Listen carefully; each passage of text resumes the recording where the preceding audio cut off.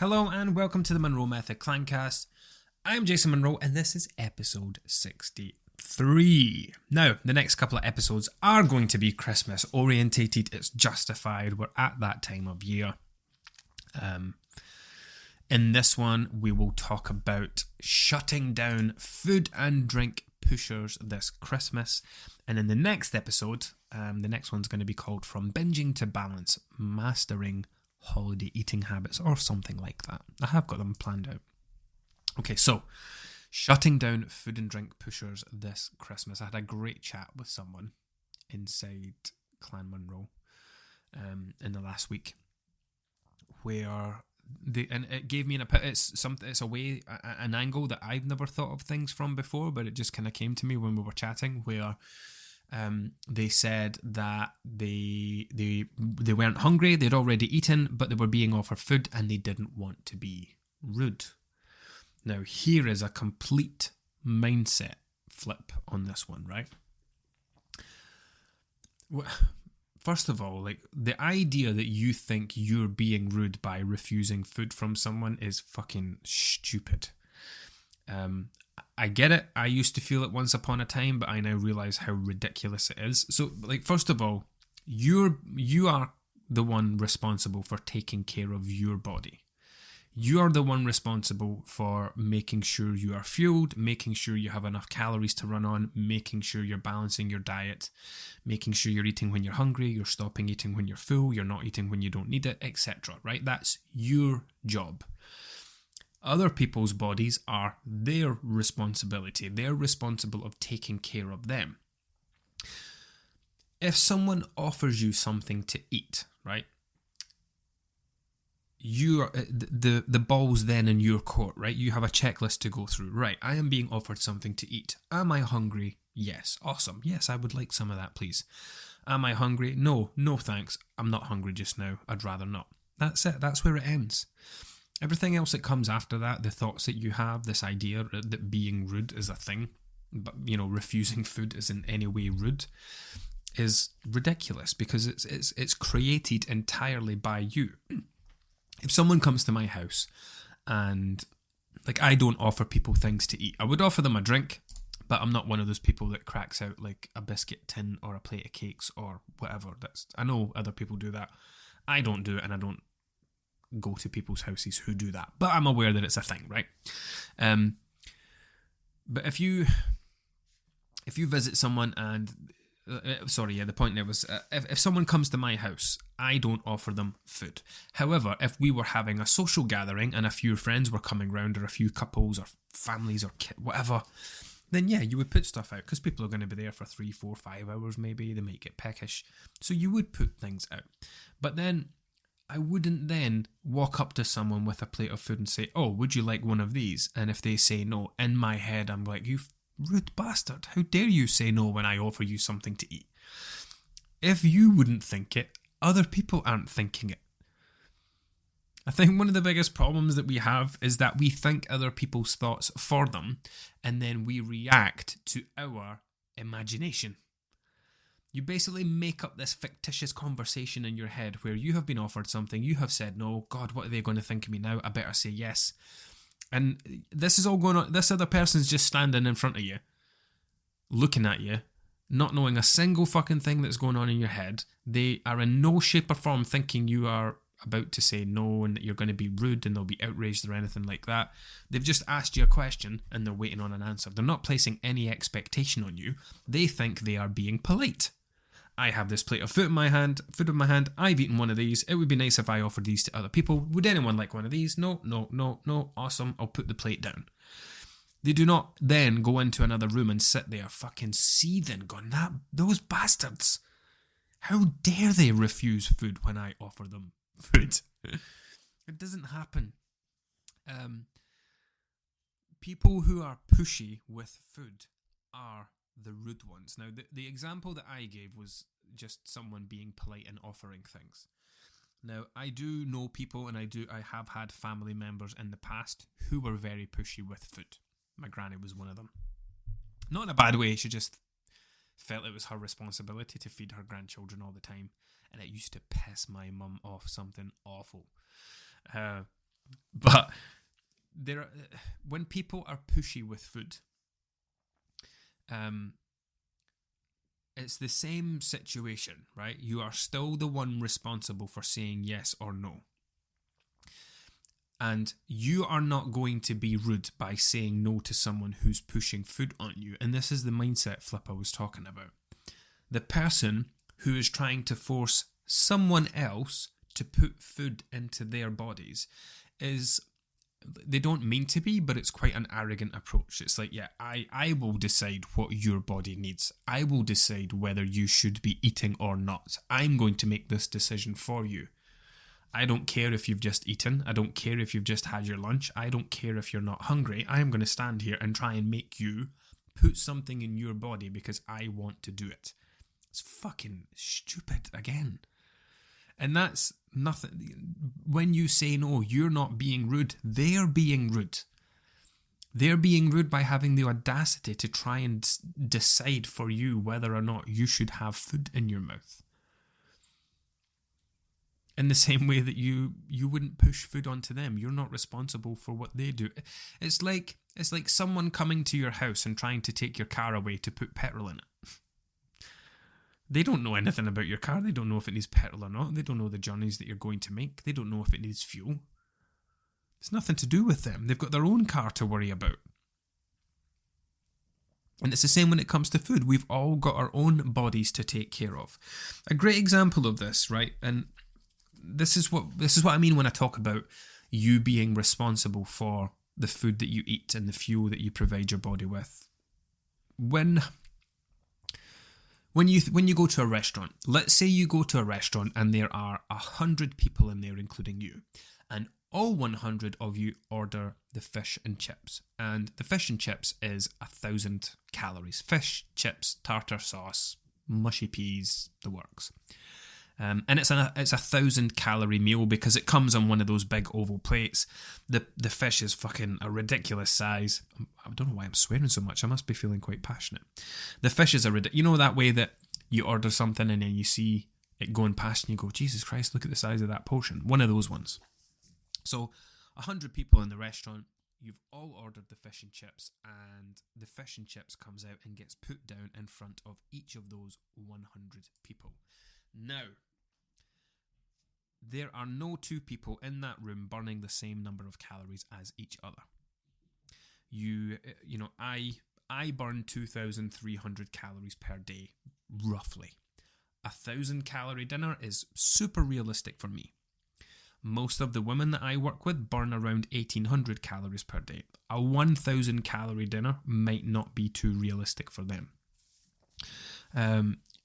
So then it's not the restaurant's responsibility for the amount of food that you eat, right?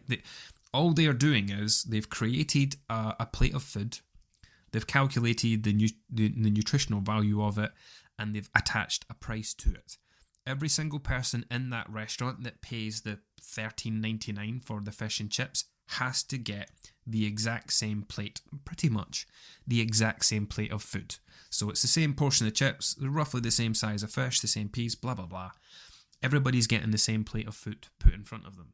Now, at that point, the restaurant does not give a single flying hoot how much you eat because you are still going to get charged the same money for it. They will not adjust your bill based on how much you eat, right? You've ordered the fish and chips. You're already paying I can't remember how much I said now. Did I say £14? $13.99? You've already ordered the fish and chips. You're already paying the £14.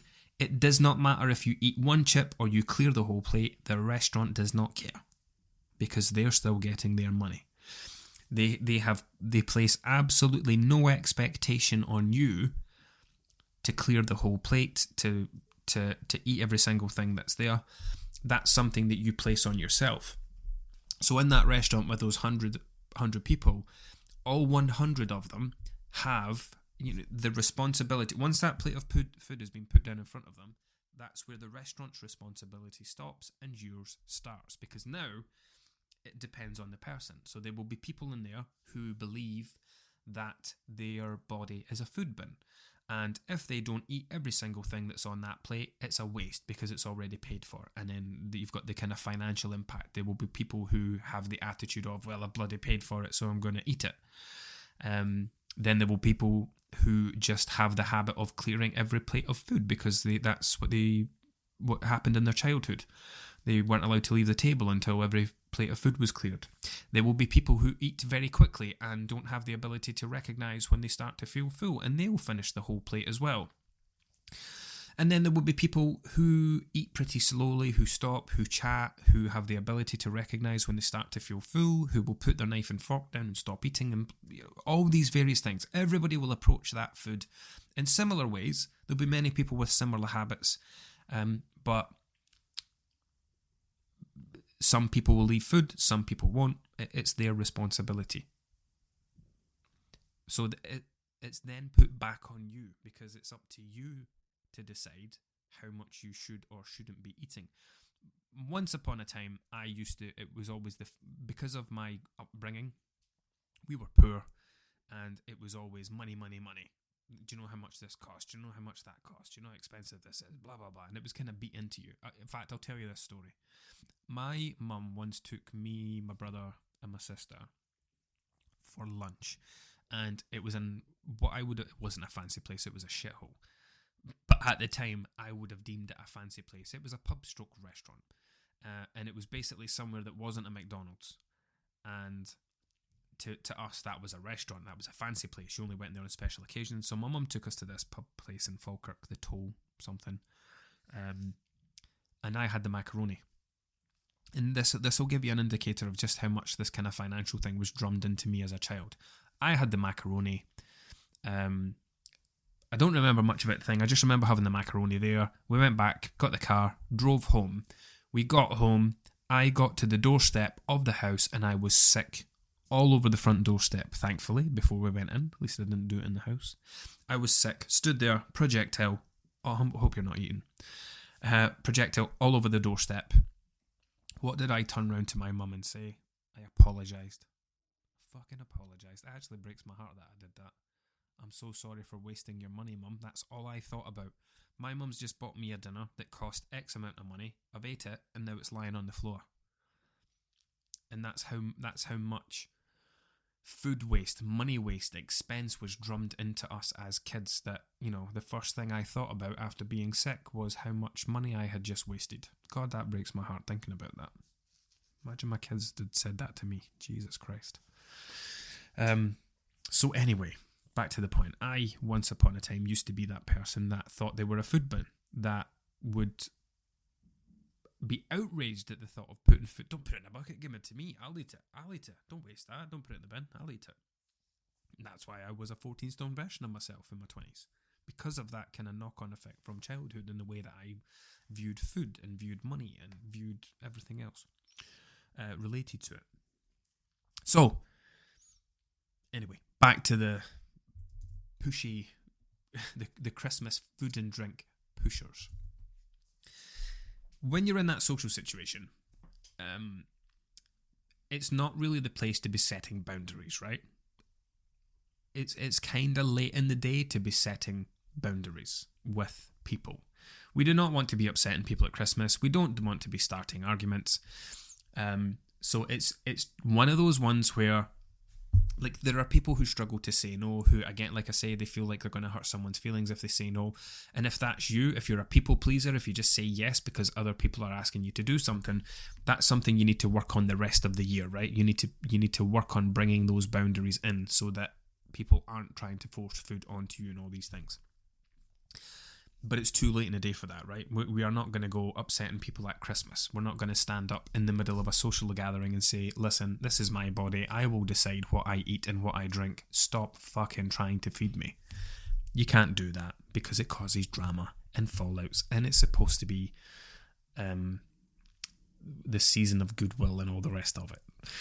So now is not the time, in my opinion, now is not the time to be setting boundaries. You need to do that the rest of the time so that when you get to occasions like Christmas, those pushy food and drink pusher people,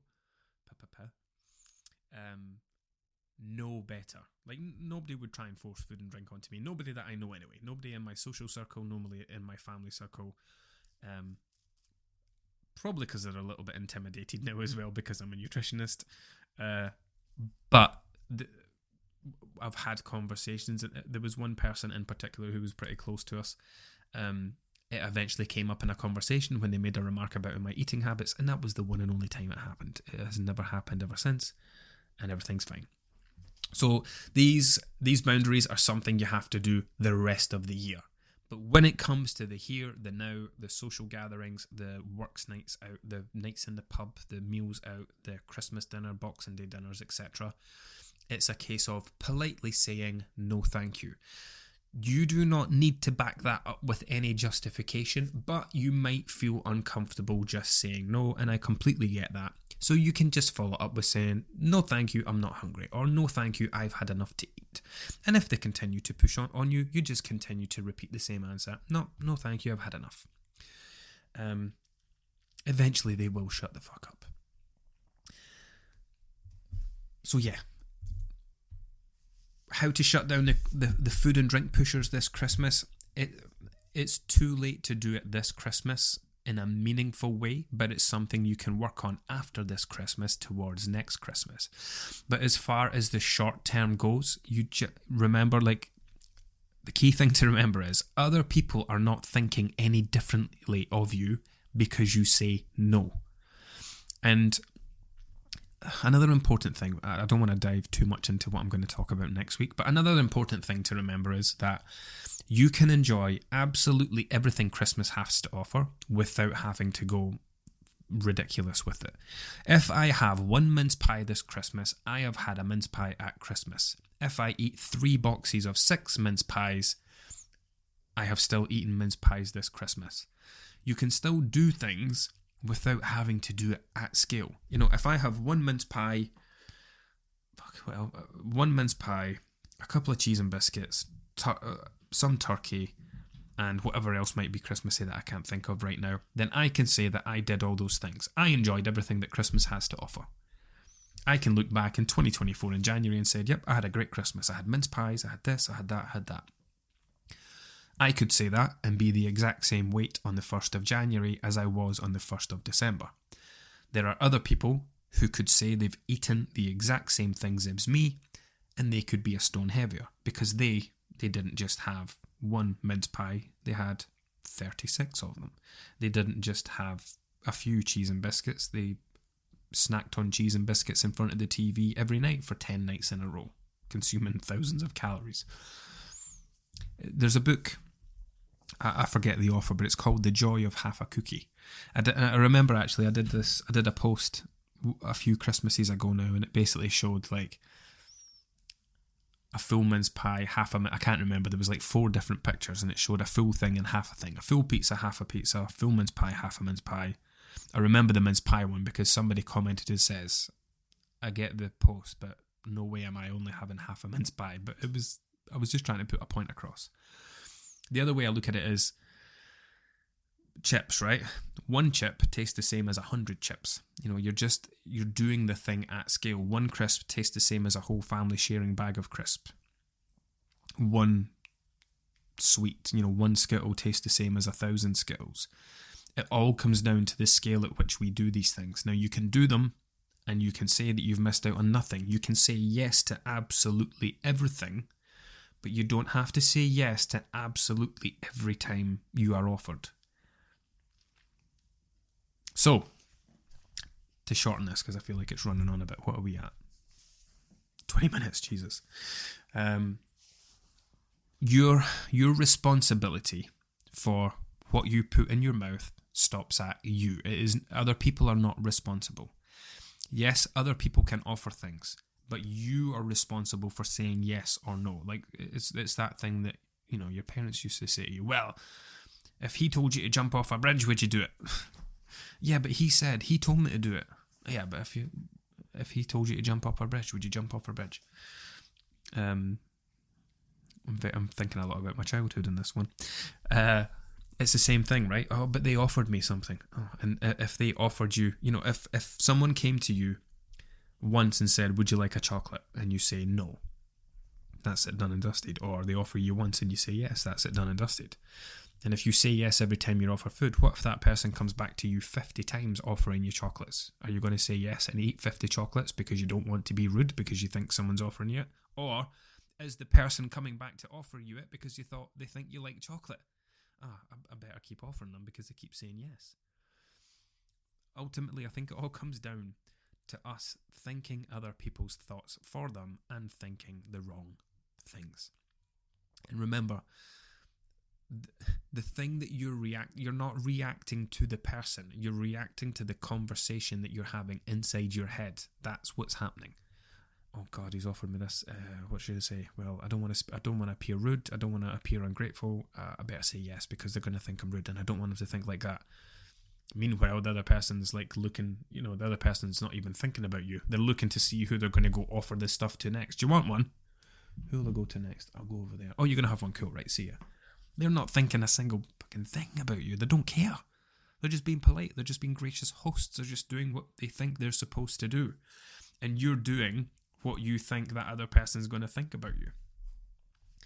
So listen, 99.9% of the shit that you think inside your head when you're thinking about these kind of Christmas food and drink pushers, that's all it is. It's your thoughts. And when you react, you're reacting to your thoughts. You're not reacting to that person's thoughts. You're reacting to your imagination. You're allowing your weight to be dictated by your imagination because you don't want other people to think things. The food and drink that you consume is your responsibility. Yeah, other people can offer things all they want. It makes no difference. It's your ability to say yes or no for the right reasons, and we'll talk about that in the next one. But when it comes to really shutting down these Christmas food and drink pushers, you need to lay the groundwork for that through the whole year. If you're going to have that awkward fallout, do it in February. Do it when you go out for a meal and someone says, oh, what are you not going to eat it for? Do you not like it? And you go, listen, I'll decide if I fucking eat things or not you. Oh, fine then. And then you've got 6 months to kind of figure it out and then be friends again, which is what I did. I'll maybe tell you that story one day. Right, enough from me. I am out of here. I will see you next time.